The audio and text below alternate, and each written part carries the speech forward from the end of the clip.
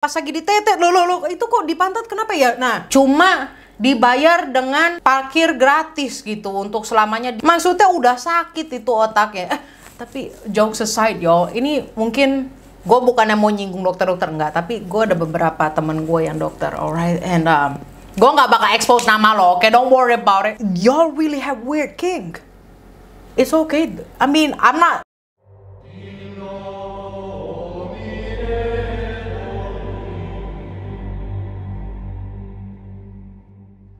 Hey guys, Vigets, apa kabar? How are you hari ini? Welcome back to Paranormal. Yes y'all, it is Halloween week.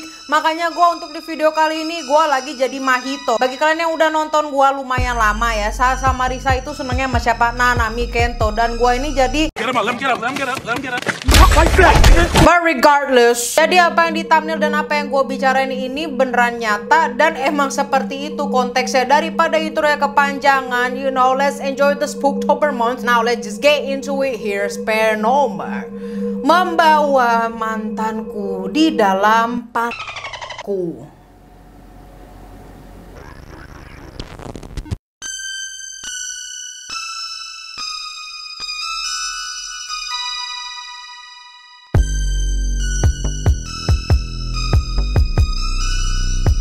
Beberapa tahun lalu nih, ada cewek bule yang kita sebut namanya si Tina. Nah, Tina ini beneran ada orangnya, kalau nggak salah TikToknya juga masih aktif.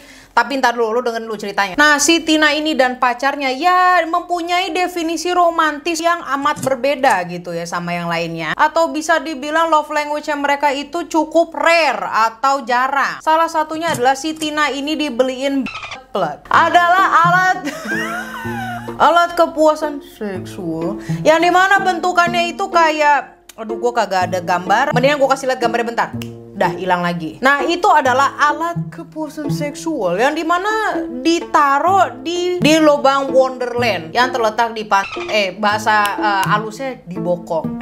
Now with that being said, ini sebenarnya sesuatu yang normal lah di suatu pasangan. Now the thing is, kenapa gue bisa bilang itu langka? Karena, nah lu dengerin baik-baik, saking mereka itu cinta sekali gitu ya, apalagi alat seksualnya aja di custom, ada tulisan forever, selamanya. Anjir, romantis banget. Ya udahlah, gua lanjut. Ketika mereka ini berumur 23 tahun, si Tina ini punya hobi lah dan keinginan buat ngebawa pacarnya ke tempat-tempat yang belum sempat mereka kunjungin. Yang jadi masalah di sini adalah pacarnya itu udah nggak ada alias meninggal dunia. Ya, si cowoknya itu meninggal. Jadi sebagai cara untuk mengenang mendiang pacarnya ini, si Tina masih loh mau membawa pacarnya ini ke tempat-tempat itu, ke tempat-tempat yang dia dambakan. Pertanyaannya gimana caranya, orang udah meninggal orangnya gitu kan, dalam peti, dalam dikubur. Begini, si Tina ini memutuskan buat taruhin abu mendiang pacarnya. Yes, jadi dia itu dikremasi ya, abunya itu dia ambil dan itu abunya dimasukin ke dalam bak yang dibeliin sama si pacar pas mereka masih SMA. Pasti kalian bingung kan itu gimana tahu cara? Nggak tahu, pokoknya it happen, abunya dimasukin ke dalam pakai tulisan forever pula. Nah, dari sinilah si Tina ini mikir kalau ini adalah cara terbaik untuk ngebawa si pacar buat memenuhi keinginan mereka. Dan bener aja, si Tina ini berhasil lah ngebawa si pacar ke salah satu destinasi wisata, yaitu Great Barrier Reef. Perlu diketahui juga kalau perjalanan dia ini dia post loh di TikTok. Yes, ketika gue bilang ini beneran, nah inilah videonya. Dan yang jadi elemen of surprise-nya adalah si Tina ini ngebawa pacarnya dengan cara bukan naroin kayak itu di koper, tidak, tetapi ya dengan cara ditaruh di tempat yang seharusnya sesuai namanya gitu kan. Jadi sama si Tina itu ya ditaruh di lubang Wonderland, you know what I'm saying? Ini cewek agak gendeng ya, cuma jadi otomatis lah dia mesti ke bandara buat naik pesawat. Kita semua yang udah pernah naik pesawat tahu lah ya, kalau di bandara itu ada yang namanya security check. Now what happened here? Pas si Tina ini ngelewatin metal detector, itu langsung bunyi lah kan, soalnya dia ngebawa pacarnya di dalam plug dan bagai itu metal. Pas lagi di tete, loh, itu kok di pantat kenapa ya? Nah, tapi for some reason dia aman-aman aja dan lolos sampai akhirnya Tina sampai deh tuh ke Great Barrier Reef. Tapi ada beda cerita nih. Ketika si Tina ini sampailah ke Bandara Internasional Abu Dhabi UAE. Nah, lo kan tahun 2019 kemarin. Di sini Tina dan teman-temannya itu ditahan dan nggak boleh keluar dari bandara karena security check di Dubai itu menemukan metal metal detection gitu ya. Si Tina dengan rahangnya tuh yang enteng ngejelasin ke salah satu petugas di situ, on quote, "The intention was initially a joke because he spent so much time in there and it was his favorite place." Agak pengen ditempeleng sih palanya. Yang artinya kira-kira begini, maksud dari ini semua itu cuma sekedar bercandaan. Karena begini Pak, itu adalah tempat favoritnya mendiang pacar saya. Kan nih kan pala lu. Nah penjelasannya itu ya dianggap terlalu vulgar lah. Maksudnya di negara manapun kayak mana lah kau. Ya benar aja karena penjelasannya itu terlalu vulgar sama beberapa petugas yang ada di sana yang berujung si Tina dan teman-temannya ini harus ditahan sama paspor dan HP-nya mereka tuh disita di security check airport Dubai. Di samping itu mereka juga terpaksa harus menandatangani ketentuan dan dokumen yang isinya persetujuan mereka tentang larangan mereka meninggalkan bandara Abu Dhabi. Dan kalau mereka itu nekat cabut keluar ya dari bandara itu, mereka bakal masuk penjara. To the jail it is. Dan yang terakhir kali adalah walaupun dia udah ngikutin regulasi ini itu ditandatangan juga ya kan, Tina dan teman-temannya kena ban masuk ke Abu Dhabi. Mampus. Gak ada yang ngira TikToker ini sampai ngeribetin embassy-nya Abu Dhabi sama Australian Embassy. Oh pas gitu konten ini juga geleng-geleng kepala, ini ngapa? Now with that being said, harusnya kan dia kayak begitu malu ya. Cuma kan kita ini di generasi semakin memalukan semakin di post aja. Yes, dia ini post di TikTok semua perjalanannya dia, akhirnya ditonton lah sampai lebih dari 5 juta orang. Like I said yo. Tetapi ya all jokes aside, lo bisa ngebayangin gak sih jadi orang tuanya si mendiang pacarnya si Tina itu gimana? I think it's really disrespectful. Gue sampai bingung mau komen apa ya. Love language orang-orang tuh beda-beda gitu ya. Cuma kenapa ini scriptwriter gue pakai nulis pertanyaannya, siapa yang bisa tebak love language Kak Sasha itu selain di abuse sama Nami itu? Lu gua ini kalau bukan Urban Decay udah gue lempar nih teh, bener.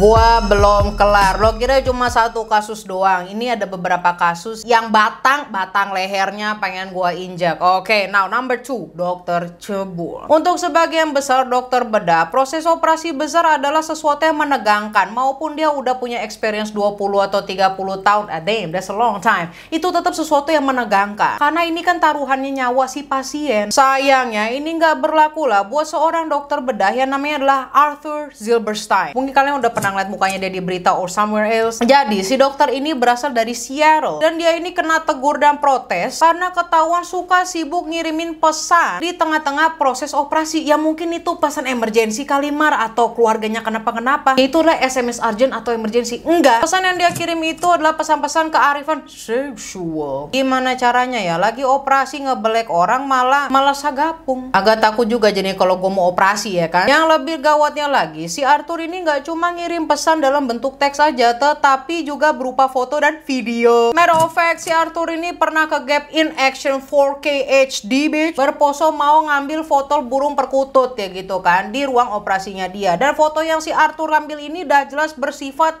and yes, ketika gue bilang di ruang operasinya itu, si foto yang Arthur dikirim ini dalam kondisi dia masih pakai scrubs atau perlengkapan operasi dan bajunya dia juga gitu kan. Plus lagi logo rumah sakitnya kelihatan. Aduh gimana sih lu dokter tapi kagak mikir anjir. Dan yang paling kerennya lagi, ID cardnya aja terlihat dengan jelas gitu kan, Dokter Arthur Zilberstein. Ya ampun, bayangin dah capek-capek bertahun sekolah kedokteran, koas dulu berapa tahun pula jadi dokter biasa, akhirnya ke dokter bedah. That's a long ass time. And then everything ruined gara-gara ngefotoin burung perkutut sendiri pas lagi operasi. Aduh, dan dari hasil investigasi, orang-orang atau perempuan-perempuan yang pernah dia kirimin itu pesan dan fotonya adalah pasien-pasien dia sebelumnya. Oh hell, nah yang pernah berobat sama Arthur. Mereka ini diajak lah sama si Arthur buat datang ke rumah sakit, lunch bareng gitu kan di cafeteria or something like that. Yang dimana berujung ke ruangannya dia sendiri dan melakukan ya itulah. Nah alibinya si Arthur ini kepada pasien-pasien itu, ya bakal menjanjikan kamu nggak usah deh tuh ya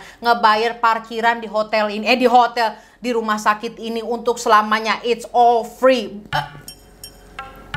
Cuma dibayar dengan parkir gratis gitu untuk selamanya di rumah sakit itu. I just don't get it. Tapi yang gue bikin bingung lagi gitu ya, ternyata banyak juga cewek yang ngeiyain dia. I mean, I know he a doctor. Yo crazy. Nah sebelum hubungin nih salah satu dari pasiennya itu, si Arthur juga tuh nyempetin diri buat nyari atau ngambil lah file pasien tersebut cuma buat memenuhi kepuasan.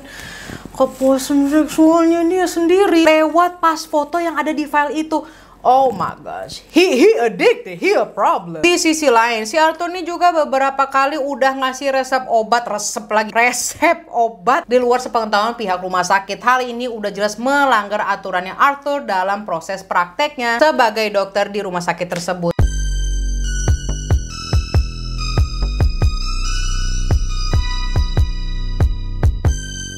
Paul Manshak adalah laki-laki asal Arizona, Amerika lagi yes, yang berumur 31 tahun dan udah punya pekerjaan tetap. Tetapi pekerjaannya itu cuma sekedar coveran dari apa yang biasa dia lakuin kalau lagi liburan musim panas. What did he do in summertime? Now let's find out. Nah, kalau lagi liburan musim panas, si Paul ini punya kebiasaan yang bisa dibilang aneh dan bikin orang-orang heran tujuh keliling. Jeleknya, si Paul ini berpura-pura jadi orang yang mempunyai Down syndrome supaya bisa menyewa caregiver atau nanny, kayak orang yang buat ngurusin dia sendiri gitu loh, ngurusin dia gantiin baju, ngemandiin, ngasih makan, dan lain-lain layaknya si Paul ini seorang anak bayi. Nah, demi memenuhi keinginan anehnya ini, dia bener-bener niat banget sampai bikin akun pakai nama samaran di website penyedia jasa caregiver. Nah, ini adalah website yang dia gunakan. Bahkan gak jarang juga si Paul ini sampai berpura-pura jadi ibunya sendiri demi bisa mendapatkan atau nyewa jasa seorang caregiver atau nanny. Nah, kalau udah berhasil ngedapetin jasa caregivernya, si Paul juga nggak lupa deh tuh buat nyari satu tempat yang dia rasa aman buat si Paul ini beraksi.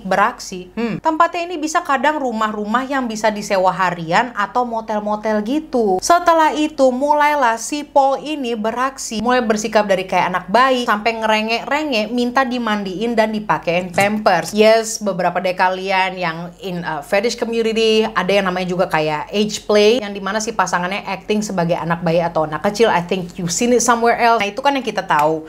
Kalau si Paul nih, dia masalahnya bukan sama pasangan, sama seseorang yang nggak tahu sama sekali kalau dia begitu. Jadi nggak ada yang kebayang lah ya, caregiver ini yang niatnya mau cari kerja, cari duit gitu kan, malah nemuin seorang bapak-bapak yang umurnya 30 tahun ngerengek-rengek minta dimandiin dan digantiin pampers. Nah, pas ketika si Paul dimandiin, ini nih yang gua ngerasa paling kasihan sama si caregivernya.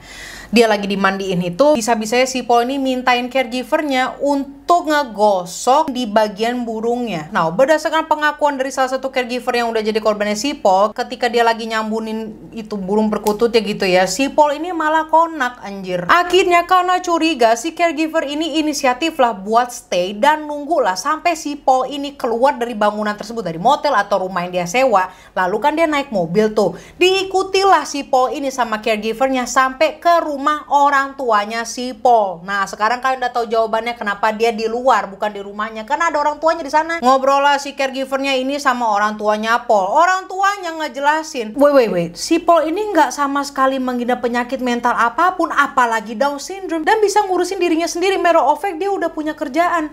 Apa nggak shock lu jadi caregivernya? Setelah semua ini terbongkar dan udah kesebar lah di lingkungan sekitar tempat tinggal Paul, langsung lah banyak caregiver lokal yang buka suara dan ngaku pernah jadi korbannya si Paul ini. Kurang lebih ada berapa orang? 20 orang. Dari sini tentu saja si Paul berakhir ditahan polisi dan kenal pasal penipuan dan sexual abuse. Terus pas di proses hukum, si Paul masih bisa-bisanya ngebelain dirinya dengan cara bilang ke hakim kalau dia ini punya IQ yang rendah.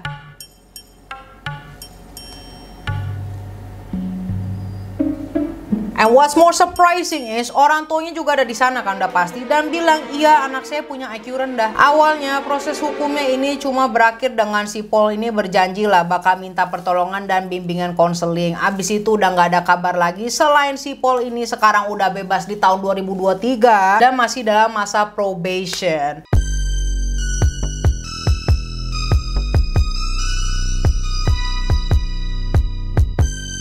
Dan itulah 3 kasus yang dimana bikin pala gue puyeng. Lebih puyeng daripada gue pakai wignya Mahito ini. Ya, by the way, respect the cosplayers. Gue baru pertama kali yang ngerasain kalau pakai wig selama ini bikin pala gue pusing, berat loh. I respect you. And I guess this is it, yo. Thank you so much for listening to me. Dan gue bakal kembali lagi dengan Halloween special video. Kemungkinan gue punya kostum lain, but we'll see. And I will see you when I see you. Don't forget to like, subscribe, follow us on Instagram @xmarissa, and I will see you when I see you. Goodbye.